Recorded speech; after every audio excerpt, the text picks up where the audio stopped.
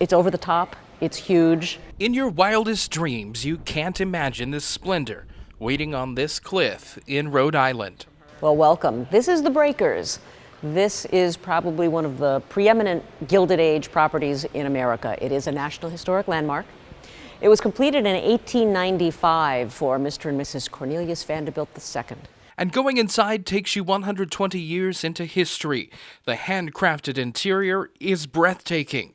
Andrea Carnerio with the Preservation Society of Newport County says it wows a lot of people. I think the scale and the scope is what surprises people the most. They don't expect to see houses this big that look like they belong in Europe here on this tiny island off the coast of Rhode Island. And so they'll walk into the Breakers and walk into this great hall and look up to see this 2.5-story ceiling with the painted ceiling above. We see amazing statuary and gilded walls and marbles and the chandeliers that are of bronze and weigh 900 pounds.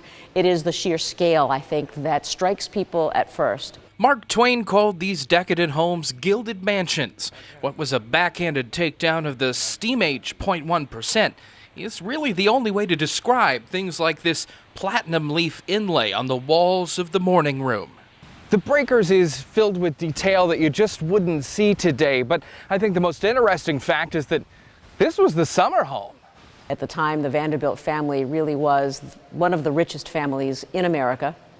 And this house, with its 70 rooms and 138,000 square feet of living space, was their summer cottage. Well, I guess it's all relative. The cottage has been maintained by the expert staff and countless volunteers at the Preservation Society.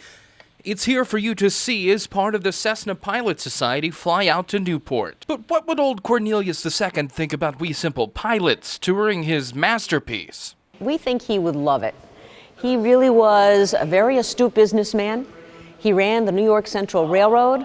He understood serving people and making people happy. These houses were built as reception houses. Frankly, they were built for entertaining. That was their purpose. In Newport, Rhode Island, Paul Harrop, AOPA Live.